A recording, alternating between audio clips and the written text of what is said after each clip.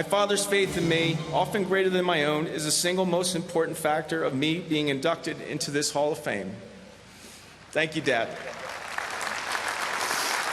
My mother gave me the greatest gift a mother can give a child. She gave me the gift of my Catholic faith. This has had a profound impact on my career. It has given me patience, compassion, and hope. Pope Benedict XVI said, one who has hope lives differently. Mom, you are the glue to our family and a true woman of God. Thank you. Welcome back to The World Over. That was Mike Piazza this past weekend at his induction into the Major League Baseball Hall of Fame at Cooperstown. He's hit more home runs than any catcher in the game. He's here tonight to talk about his stellar career and the faith that has sustained it. Please welcome Mike Piazza from New York. Great to see you there, and congratulations.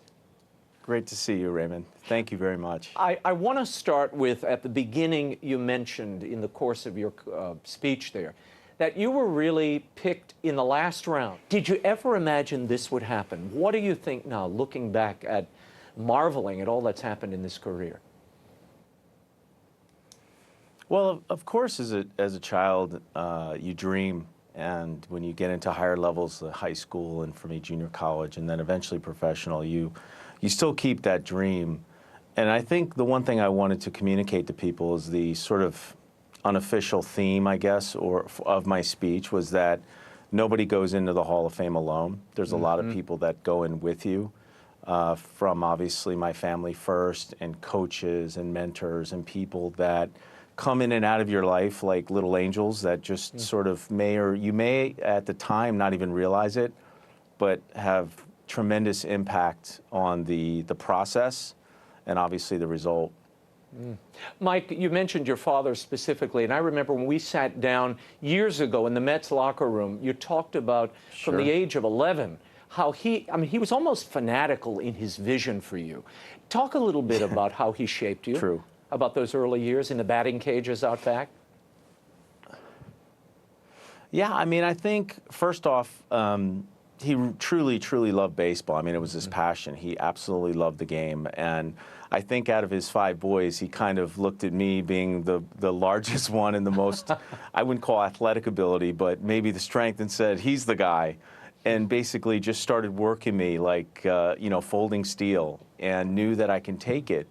Came very close to overdoing it. I think he pushed it right up to the line, but I responded, and he encouraged me. And of course, at times we locked horns, being too stubborn, as Sicilians. He was very, very domineering at times, but he knew what I could take. And I think his focus is what helped me, obviously, propel me, give me confidence, and molded me and obviously perfected my swing. Mike, tell me about the role of Tommy Lasorda, a family friend of your father's, who really ushered you into the big leagues. But I didn't realize, and he's an old friend of our family as well, tell me a little bit about how he shaped you as a player. He wasn't just a passive manager sort of standing on the side. He was very involved in your formation.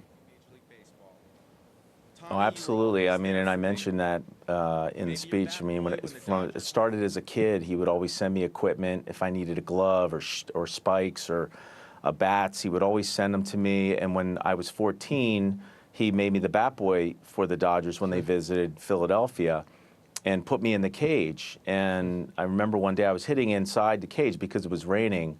And he was walking down the hall, and you could just hear this crack and crack and crack. He was like, he says to my dad, "Who the heck is that?" And my dad's like, "That's Michael hitting." And he just was blown away. And at that time, he said, "This kid has it. He can do it." And always encouraged me, and then obviously put his reputation on the line to encourage the Dodgers to draft me, took care of me throughout the system. Not always in the best, because of some politics. I had some issues with some of the coaches in the minors, but he was always in my corner. Amazing man, yeah, incredible. And he would even work you after games, right, Mike?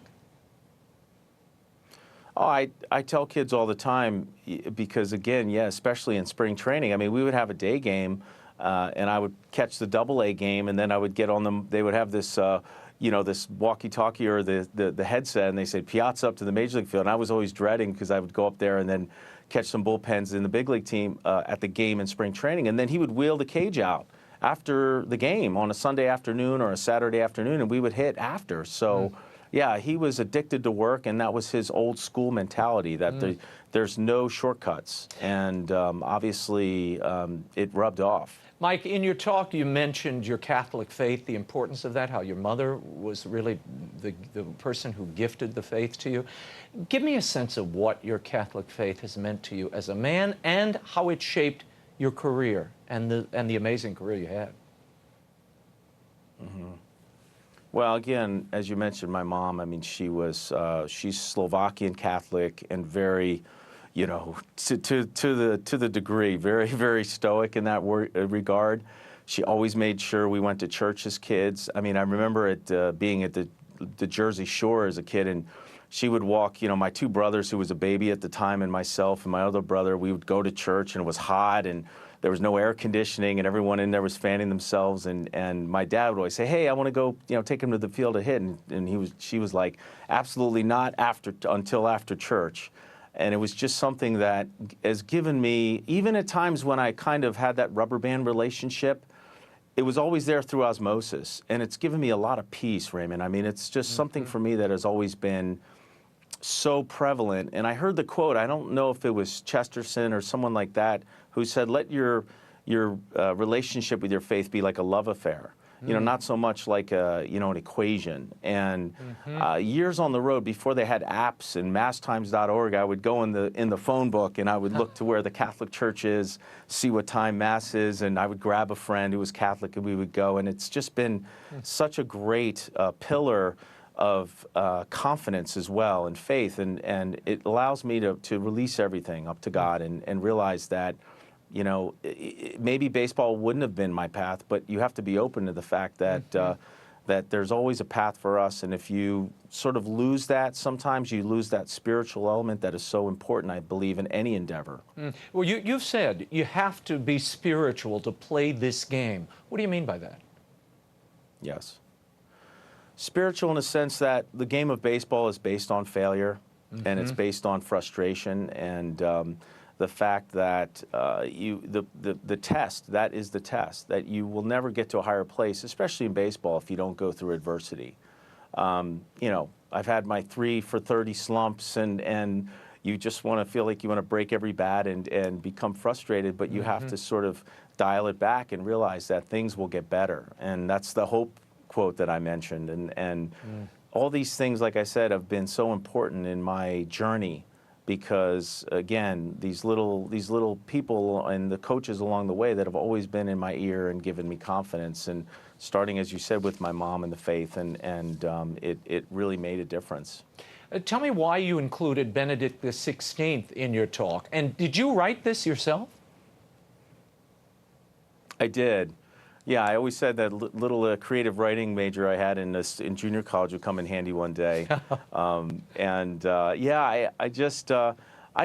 didn't feel like I wanted to write it too far out, because I am very spontaneous when it comes to my writing, and I really felt it. And I was a huge fan of Benedict when he was elected. I think I was in San Diego, if it was 2006, if I'm not mistaken. Yeah. And then I retired the next year, and he came to the United States, and I went to the Papal Mass in Washington, D.C. And I consider the man just an incredible mind, and an incredible gift from God because of his cerebral and his intellect. And I mean, I love going on Amazon, for example, and reading other sect or other parts of Christianity that read his books and really enjoy his writing, his trilogy about Jesus of Nazareth. So I think he's an amazing man, and I've always been a huge fan. And so I read anything anything I can get my hands on, and he's always been very inspiring. Mike, I've got to ask you about this Hall of Fame inclusion. Obviously, such an incredible honor, and the scope of this career that you've had is breathtaking when you stand back and look at it. There are some writers over the last week who were not happy about your inclusion there because you've admitted to using performance-enhancing drugs. But at the time, and we should say this, many of these were available over the counter, and they weren't verboten. They weren't forbidden at the time you were playing. You would say what to them? Yeah.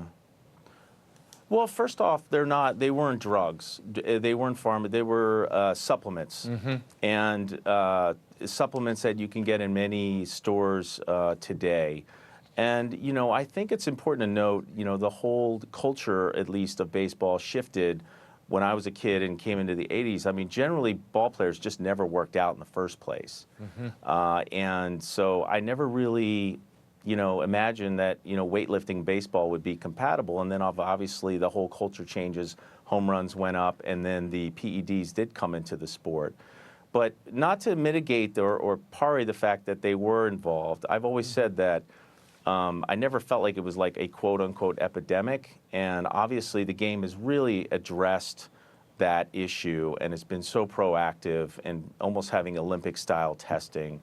So, I mean, you know, I think at the end of the day, it was obviously a dark spot for baseball, which they were very proactive in righting that wrong, and at least now we could say that the game is, you know, pretty much clean. I mean, there's always going to be guys that straddle the edge, but I would think the case would be that. Mike, I have to ask you your favorite memory as you look back at your career. I mean, we all have our favorites. Obviously, following 9/11, that first game the Mets had at Shea Stadium, you hitting that home run that cinched the game. There was that one. But then there's the 3-home run game against the Braves in the summer of 2000. What stands out in your mind? What's the most sterling memory? Well, I mean, obviously the home run after 9/11 because of the emotional impact of that week and the tragedy of that week. You know, I think it's touching that that's what I'm remembered for, and that's on my plaque in Cooperstown. But, you know, I can honestly say 427 home runs. I don't remember my feet hitting the ground on one after I hit them. So it's just a wonderful career. And again, I've been so blessed with, you know, having the success I've had and the people in my life helping me. And, you know, again, it's almost impossible. I remember my first one, and I remember my last one, and many, many, many in between. So, you know, again, it's tough. It's like pick out your favorite ice cream. You know, it's tough to really put it down to well, one. and when you know, with your work ethic, at least it's my sense of watching you over these many years, with your work ethic, you're probably just looking to the next one. So you're not focusing or holding on to the home run you just had or the moment you just had. Oh, that's so true. And, you know, I've never really, I think actually, believe it or not, until recently, I've never really been able to get like joy out of my career because I put so much pressure on myself to perform. You know, coming from the Dodgers and obviously having a big contract here in New York and playing in New York City, which is a cauldron of just the you know, back then the sports writers and the columnists and everybody I felt like was waiting for me to sort of slip up. So that's when I had to really dial it in and focus. So, you know, Al Leiter, who was one of my teammates I mentioned, said, you know, do you ever have any fun doing this? And I said, I'll have fun when I retire. So now I'm having fun for the first time probably in my career. As a friend told me the other day, a politician, Mike, he said, you know, I said, how are you doing? He said, I'm living the dream. Unfortunately, it's somebody else's. So I think we can all sympathize. That's true. Do you have any regrets looking back at this career? Phew, that's a good question. Regrets, I mean, I think we always have some regrets. Maybe I wouldn't say specifically as to my choices as far as, you know, getting traded or digging my heels in at contract time or things like that. But maybe the way I handled it, because, you know, when I first came up, I was very immature. And, you know, again, having that life growing up, I was very sheltered. So I never really was exposed to how to handle myself in those situations. And, you know, at 25, 26, 20, I was a big kid. I was actually a big adolescent kid at that. And so if I could have gone back and maybe tried to at least be more eloquent in some situations and maybe less abrasive, I would do that. Mike Piazza, final question. What would you say to kids who are watching you now, just starting this game, looking up to you? What's your message to them? First game is, or the first advice is, go to church. every Sunday, and sometimes during the week, as my mom would say, and realize that that it is a journey. You have to, as I gave the advice to my children, you have to dream big, work tirelessly, and trust the Lord, and realize that if you do those things, you will find your path. But it's a difficult sport. Obviously, it's a very few people in this world have ever been able to do it professionally and at the major league level. So, but hey, you look at my career and my life. If I could do it, anybody can. So, you know, good luck, and you know, God bless.